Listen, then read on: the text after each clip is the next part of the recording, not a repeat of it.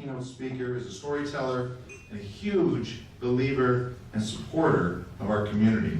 I met Sean a few years ago, starting my affiliation with the Syracuse Chiefs, and I love his passion. I've got a chance to hear him speak a few times, and his honesty, and you just, when you hear him speak, and you kind of read those columns back over in your head, it's just wonderful. And his integrity and his commitment to Syracuse and Central New York and the world in general. So, ladies and gentlemen, it gives me great pleasure to introduce tonight's keynote speaker, Mr. Sean Kirst.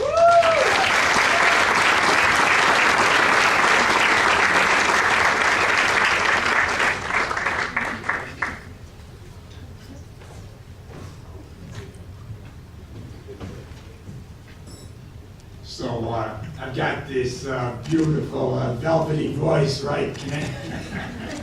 Can everybody hear me okay? Yeah. All right, look at number one, I just want to say how appreciative I am to be here. I think I have a sense as I get into it just how extraordinary and really wonderful this audience is, and I can't think about, I'm just really honored to be here to speak to you guys. Second thing is, I just want to thank Jason. Any of us who've been around in this community appreciate how hard Jason Smorl has worked, and that he's really put on his shoulders the idea of keeping professional baseball in this community. It means so much, and thank you, man. Appreciate it.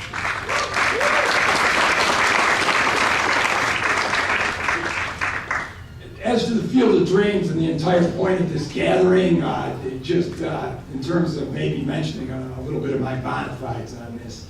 My wife worked for ARC in 3 different cities. I spent a lot of her career with that agency. She's a school teacher now, but it certainly played a major role in shaping who she is. And the 2 most important years of my career, and I mean this, when I was 19 and 20, I was a nighttime residential counselor. This was 40 years ago, at a school for children born with developmental disabilities in the era before full mainstreaming. And I would go in there at 3 o'clock and I'd hang out with these kids. It was a group from 12 to 16 until they went to bed at night. And I ate dinner with them, and we played games together and watched television together. And they told me about their fears and their dreams, and they had this wonderful, incredible sense of humor. And it was the most transitional, most important couple of years of my life. Had a huge impact on who I became as a writer and as an adult. And I would say to you, I would say that I don't have the words to explain how much that meant to me, except the beautiful thing about this room is I don't have to explain. Because everyone in this room knows exactly.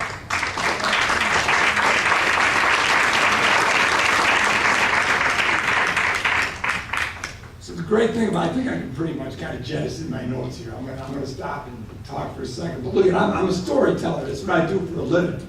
And the thing that blew me away about Syracuse from the moment I got here is the amazing things that have happened in this town that were generated by everyday people. I mean, this town, the birthplace of the 6 Nations, think of that. That incredible native empire that stretched all the way, to Mississippi? It was born here. It was born in the shoreline of Onondaga Lake.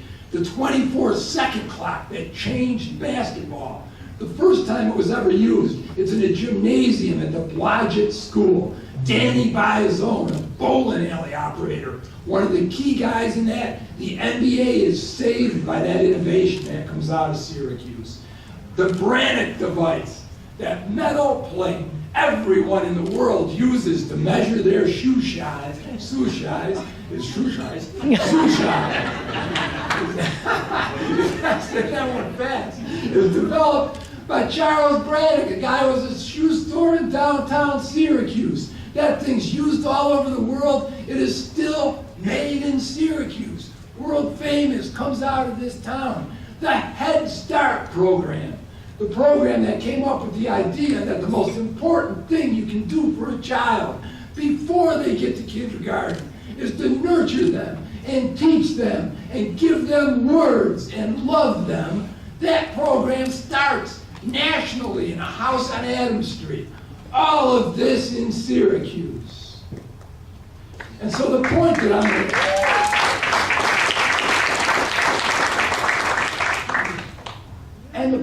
going to build to in a second is, so when I buy the first house I ever owned in my life, I'm still in this house.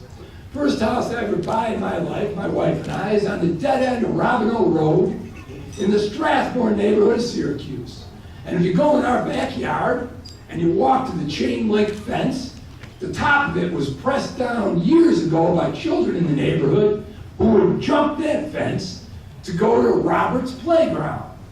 And if you walk right past Robert's playground, there's a Little League field. And that Little League field has everything to do with why we're here tonight, and everything to do with unbelievable initiatives that are born in Syracuse. Because not long after I get to this neighborhood, my son is a ball player. He's here with me tonight, played ball in the street, often played ball on this field, Little League guy. Not long after I get there, I start hearing these stories in the neighborhood. Did you know that the first Challenger game in American history, not like Syracuse, in American history, was played on that field? And I got to tell you, I'm a journalist, I'm a storyteller, and to me, as soon as I hear a story like that, I got to know if it's for real. Because a story doesn't matter unless it's for real.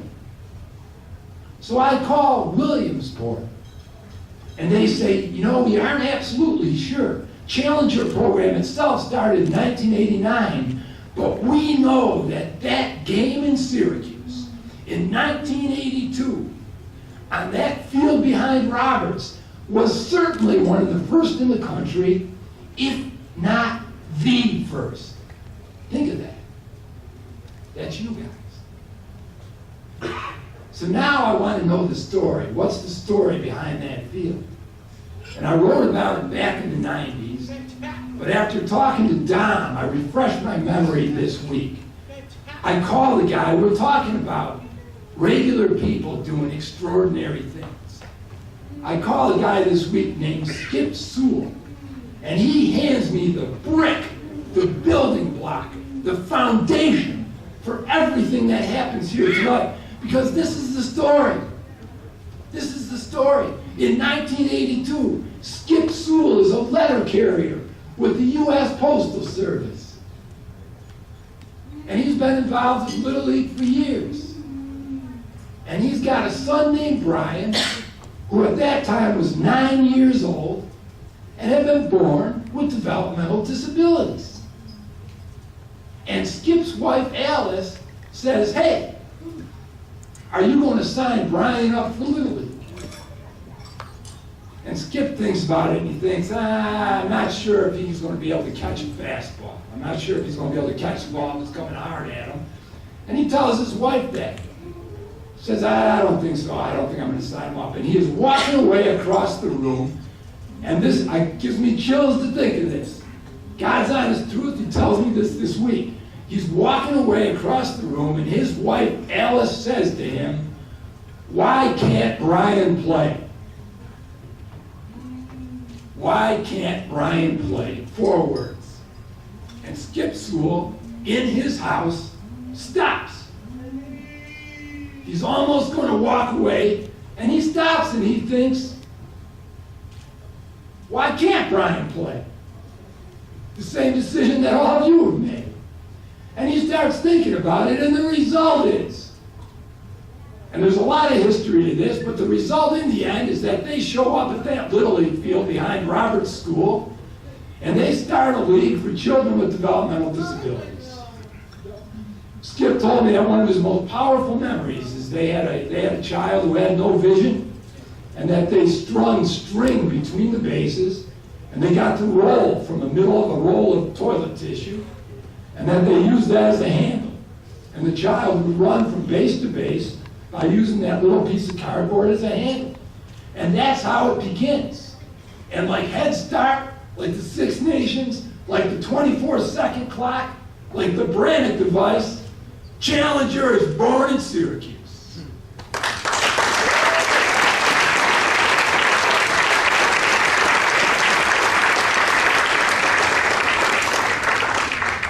So this is the thing I was thinking about this week, about Little League Baseball, before I let you get back to your dinner and everything. And the deal is this, right? We get so caught up in the romance of baseball and the World Series and all this stuff and popcorn and you know, we get caught up in the romance of baseball. What's Little League really about? Well, any of you who played, think of this. What's your most powerful memory? To me, you know what it is? It's you're 10 or 11 years old and you get around in the ball and you feel it in your hands, right? You feel it in your hands. You've never gotten a hit before. And you get around and you feel it in your hands, and you see that ball going across the infield, and you get that feeling in your heart for a second, and it goes between the shortstop and the third baseman, and you see it bounce in the outfield, and you know you got a hit. And you run down, and do you remember that feeling the first time you got on base in Little League? And you're out there, and it seems like you're out there in this big sea, and you're all by yourself, and you're standing on that bag. And from the bleachers, what do you hear? Your mother, right? You hear your mother. You know, at what moment in life is like that? And if you ask me, when I was a coach, the thing I wanted to teach children the most, the thing that once you learn it, you never lose, is this feeling. Because the instinct is to be afraid of the ball. It's the feeling that first time you're playing the field and someone hits a fly ball. And you remember the first time this happens? The first time. And you move over and it's a blue sky and that ball is coming and every nerve in your body explodes and you do that magical thing where you raise your glove and you raise your right hand and that ball falls in your glove and there is no feeling in the world like the instant that you catch a fly ball. It's a birthright of every child. Boom, you feel it down at the bottom of your toes. And you got that for the rest of your life. Well, why can't Brian play? That's what you're giving children. These guys all deserve that right. For too long, these children were denied that right. And that is what you're giving them. That's why you're here tonight. And that's what's going to be at this amazing complex in the town of DeWitt. But just one last thought that I had an opportunity to meet Don this week in if we could wire that guy up and attach him to a generator, no one's paying for power. What an amazing human being. But I just love this story that both Don told me and Ed told me. That a few years ago, Don takes this thing on his shoulders that he's going to find a home for these fields. And a few years ago, he's at a town of DeWitt planning meeting or something. And afterwards, he and Ed, as Ed mentioned, were childhood friends. They grew up together in East Syracuse. And the coolest thing about this is, and I think right now in this town, with everything going on in the country, everything going on locally, this is so important. Ed is a Democrat. Dom is a Republican. They remember the time when that wasn't like your deaf enemies, it was like you were on different bowling teams, right?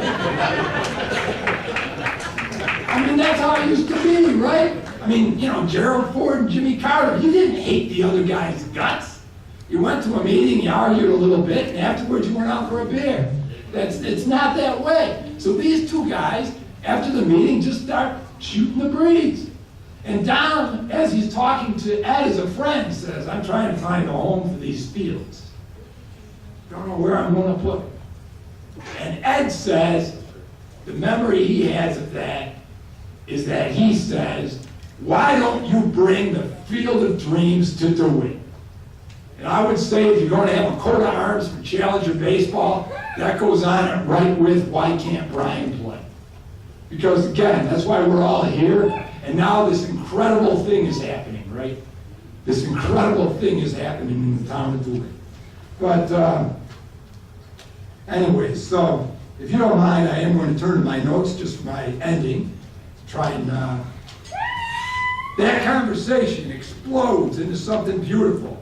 And here's the truly significant things. The boys and girls who had no place to play 35 years ago will be at the heart and soul of this wonderful place. Yes, elite teams will also play there, and it will be a jewel for Greater Syracuse, but the truly amazing thing is this. Once again, everyday people in this town who refuse to take no for an answer are building something extraordinary, something beautiful, something designed to change this town and to lift up our children. And it all begins with one question: why can't Brian play? The answer is he can play all day. We'll see you at the Field of Dreams. Thank you.